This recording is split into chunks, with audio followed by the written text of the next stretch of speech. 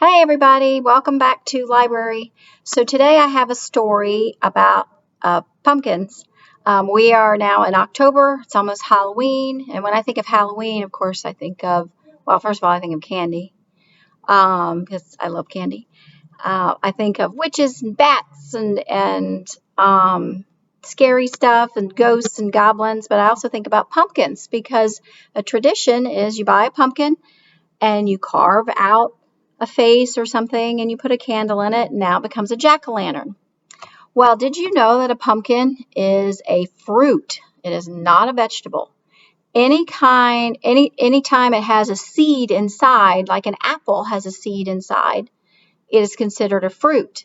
Even though a pumpkin is not real sweet, it is considered a fruit and not a vegetable. So we're going to learn some more interesting things about pumpkins. And I have a book I want to share with you today. I got this book off the book fair. The book fair is still going on this week, so you can still shop virtually. This one I found at the fair inside the school, so I don't know if you can still find it on the fair online, but there's lots of Halloween and fall books online on the virtual book fair, so check it out.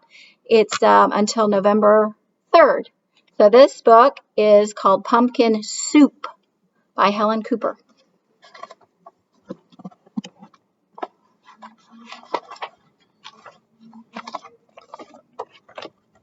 that down.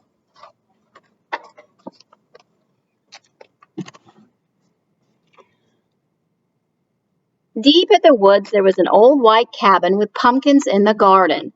There's a good smell of soup at night, and with luck you might find a bagpiping cat through the window, and a squirrel with a banjo, and a small singing duck. Here it is. Pumpkin soup. It's the best soup you've ever tasted. Made by the cat, who slices up the pumpkin. Made by the squirrel, who stirs in the water. Made by the duck, who scoops up a bit of salt and tips it in just enough to make the soup delicious.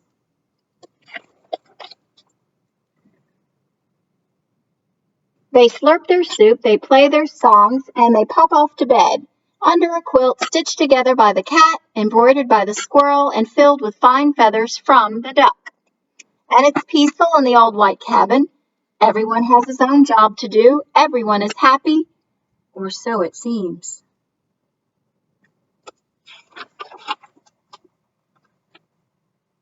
But one morning, Duck woke up early. He tiptoed into the kitchen and smiled at the squirrel's special spoon.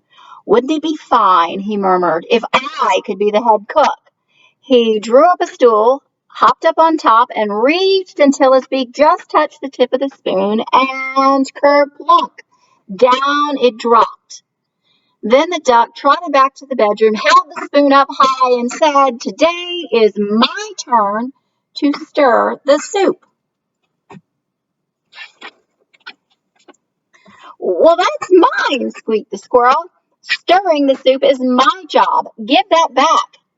"Oh, you're much too small," snapped the cat.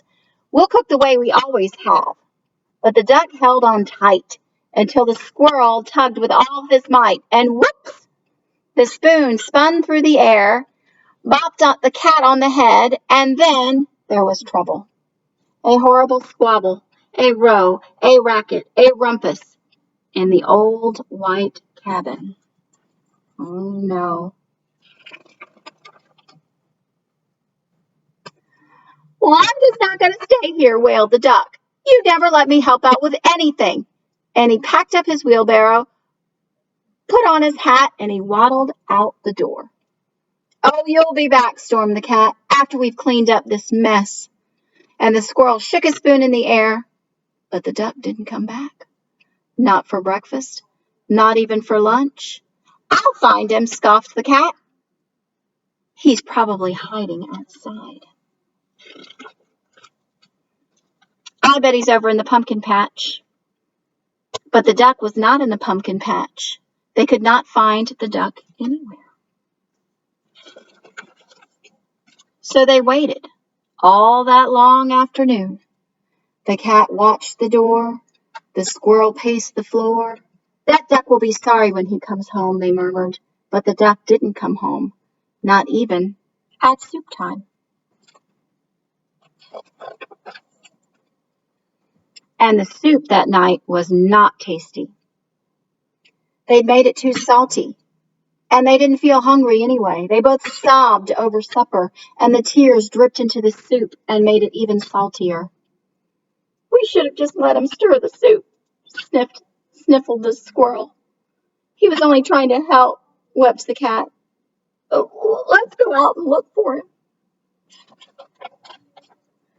So the cat and the squirrel were scared, but they wandered down the path in the dark, dark woods. They feared for the duck. He was all alone in the trees with the foxes and the wolves and the witches and the bears, but they couldn't find him.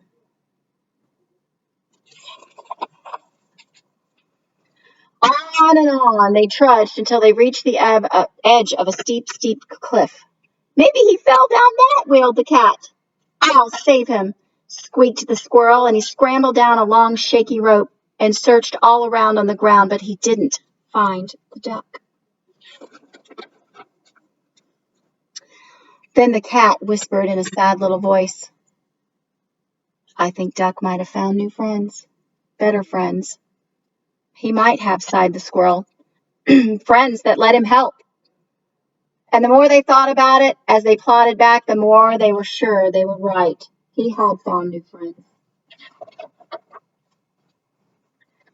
But when they were almost home, they saw the light shining from the old white cabin. "It's Duck!" And they burst through the door, and it was Duck.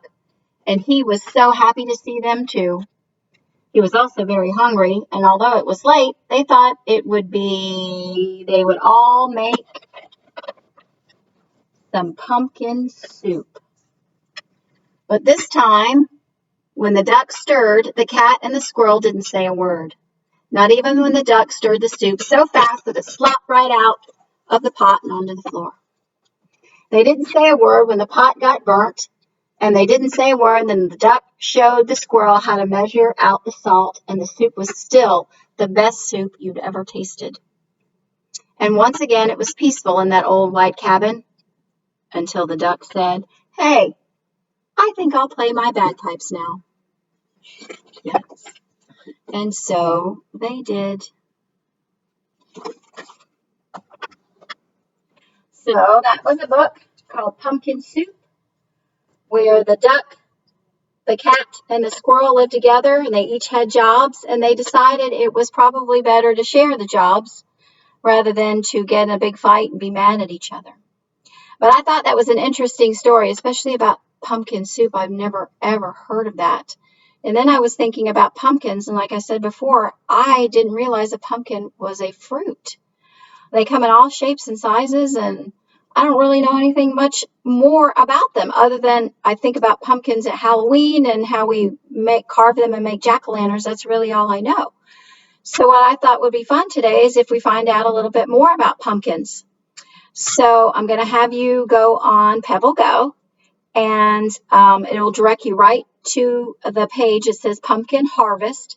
And I'm going to have some questions I want you to answer, and the answers are right on the tabs in the Pumpkin Harvest research page. And you're going to find out some facts, some real facts about pumpkins, how they grow, how big they get, the colors, when they grow, things like that. So you're going to find out some interesting facts about pumpkins and this really very odd fruit. Who knew it? Anyway, so like I said, I got this off the book fair. Oh, that's a fire alarm. I gotta go, guys. I hope you guys have a great Halloween, and I will see you guys next week. Shop the book fair. Bye, I gotta go.